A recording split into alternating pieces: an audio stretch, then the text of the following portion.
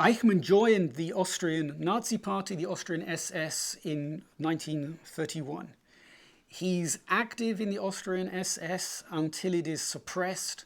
He then crosses into Germany. Eichmann is sent to do very boring, stupid work in an office of the SS. He gets restless. He sees an advertisement for the Sicherheitsdienst and applies. He gets accepted to the Sicherheitsdienst in 1934, moves to Berlin and starts working there.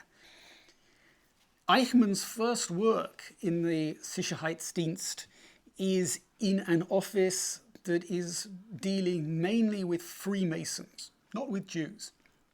At the time, there was no Jewish office in the SD. The SD had no role in Jewish affairs. It's only later that Heydrich decides that he wants the SD to be a player in Jewish policy, Judenpolitik. And that is the beginning of Eichmann's career in Jewish affairs. He learns about the Jews, about Jewish history. He learns about Zionism and Palestine.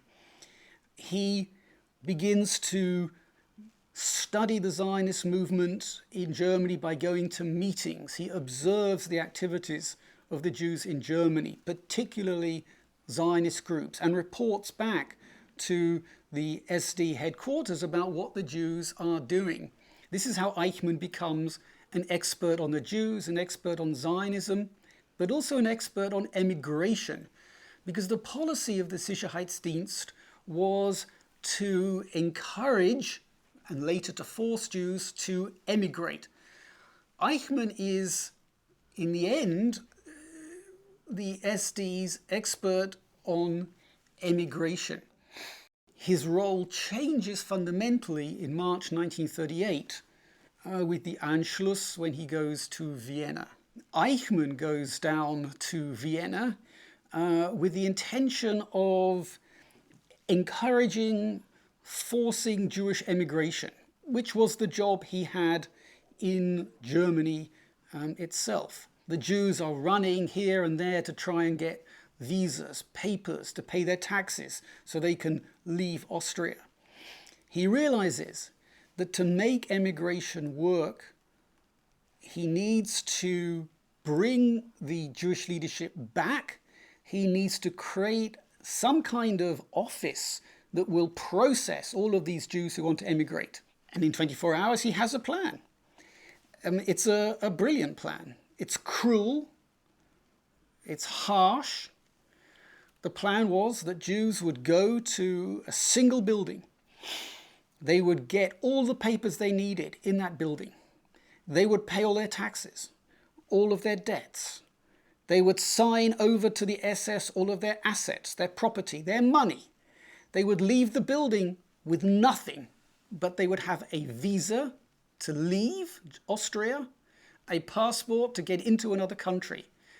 And because of this system, Eichmann was able to help force 50,000 Jews to emigrate from Austria between March and November 1938. To the Nazi leadership in Berlin, this was almost like a miracle, because in the period from 1933 until 1938, some tens of thousands of Jews had left Germany, but it was very slow.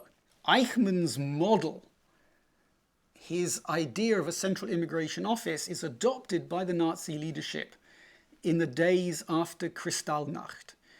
They see Eichmann's central immigration office as the way to get rid of the Jews from Germany. In January 1939, he's appointed to run a central immigration office for the whole Reich. He also sets up an office in Prague, so that by the beginning of the Second World War, Eichmann is the supremo of immigration. Eichmann never met Hitler. Eichmann met Himmler maybe once or twice. He saw Reinhard Heydrich more often. His main contact in the Reich Sicherheitshauptamt was Heinrich Müller, the head of Gestapo. One reason that Eichmann remembered the Wannsee conference so clearly is that after the meeting was finished, he sat down with Müller and with Heydrich. Heydrich smoked a cigar and they had some cognac. It was perhaps the first and the only time that Eichmann had socialized, had relaxed with Heydrich in that way. He was a middle-ranking figure in the Nazi hierarchy. He did not meet the bosses, the really big personalities of the Third Reich. When Hitler agrees to the deportation of Reichsjuden, Jews from the Reich, from Germany, from Austria, the process of deportation is already quite elaborate. It's quite well thought out. Eichmann has had a great deal of practice now, deporting people to Poland, deporting people in Poland, sending people from Germany into France. He is familiar with the technique of how you inform Jews that they are to be deported, how you gather them together at deportation points, and how you arrange transport to ship them from A to B.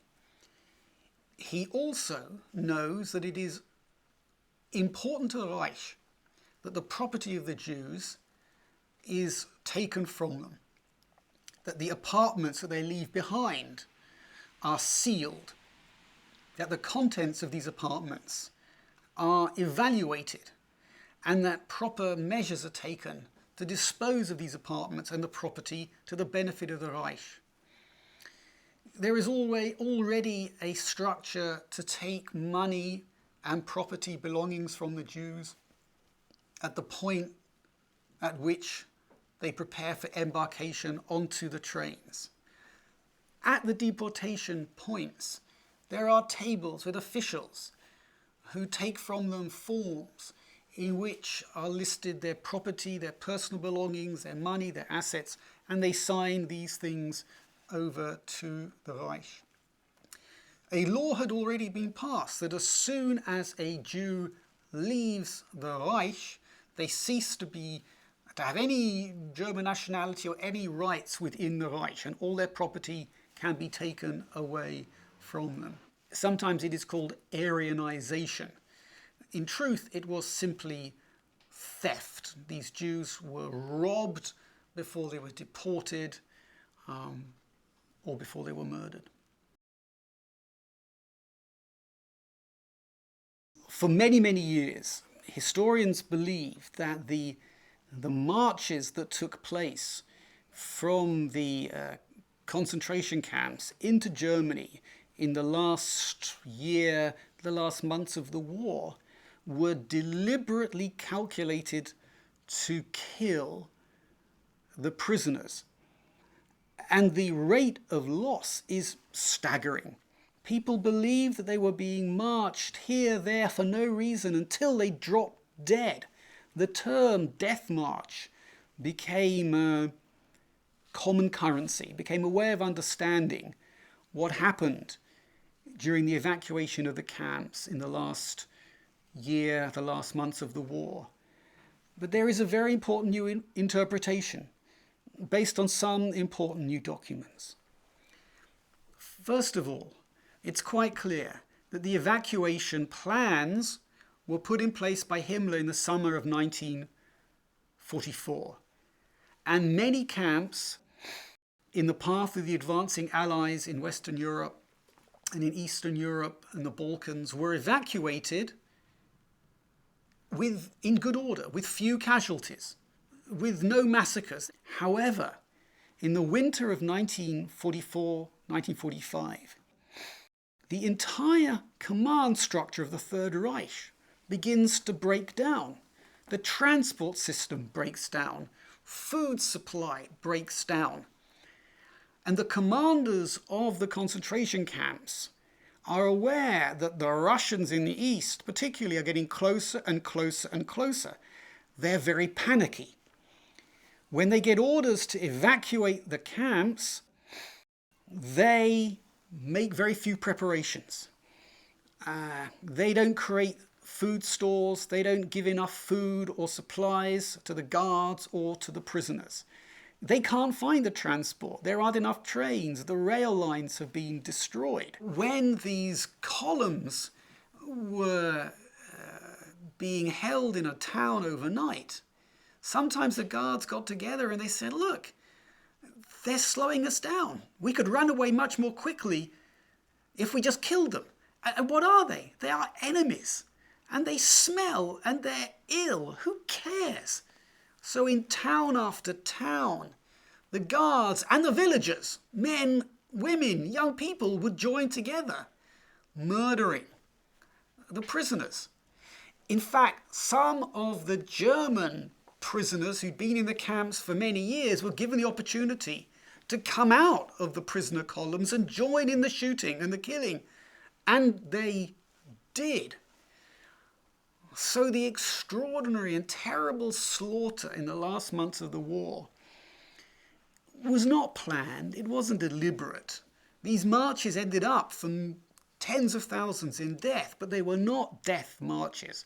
They were evacuations that collapsed into chaos in a society that was brutalized by propaganda, brutalized by bombing, hungry, afraid, vicious, wanting to lash out, to strike at anyone who they could blame for their suffering.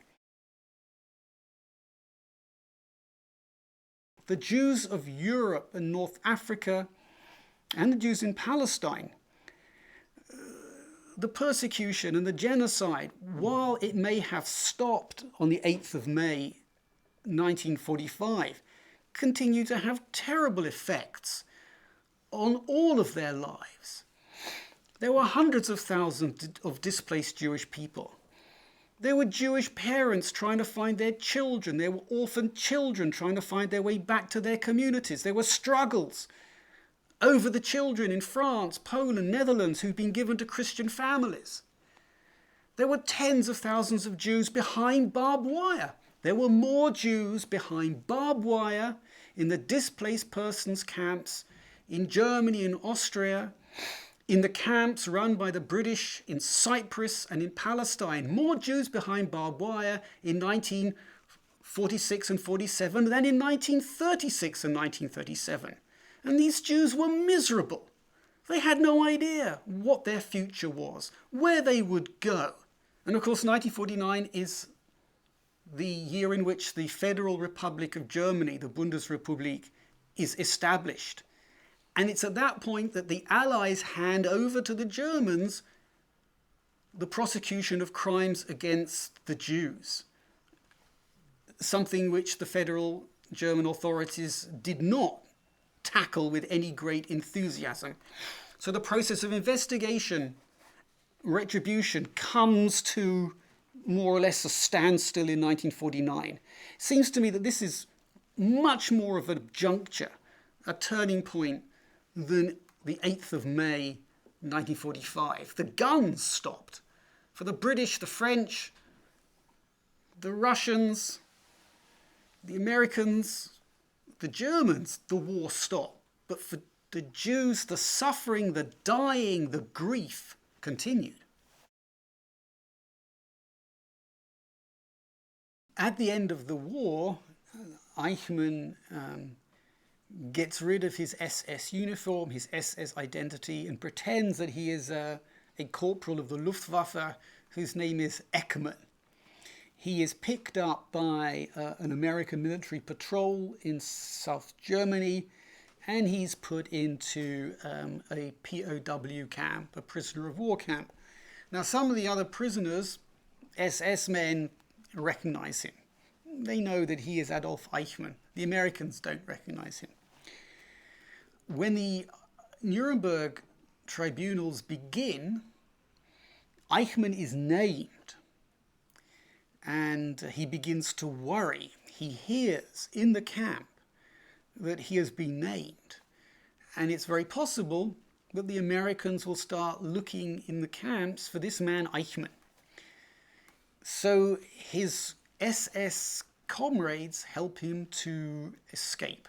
He traveled to southern Germany, and he got identification papers that identified him as a refugee.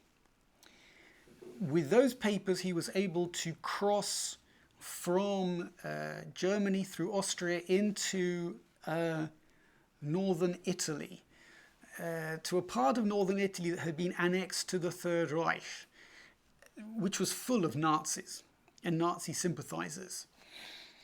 They helped him to get more papers, Red Cross papers, exit visas, so that he can be passed along these underground routes to Genoa. And in Genoa, with his new identity, his false papers, his travel documents, he's able to get on a ship that takes him to Argentina, the same ship that is carrying Mengele to Argentina. When he arrives, he's helped by the emigre German community in Buenos Aires. They know that he is a wanted man, a war criminal, so they send him into the countryside to Tucumán, a very remote province where he works for some years as an engineer, as a hydrographer. Then when he thinks it's safe, he arranges for his wife and his children to join him, and he moves back to Buenos Aires. He's living there when the Israeli Secret Service, the Mossad, finally identify him as being Adolf Eichmann.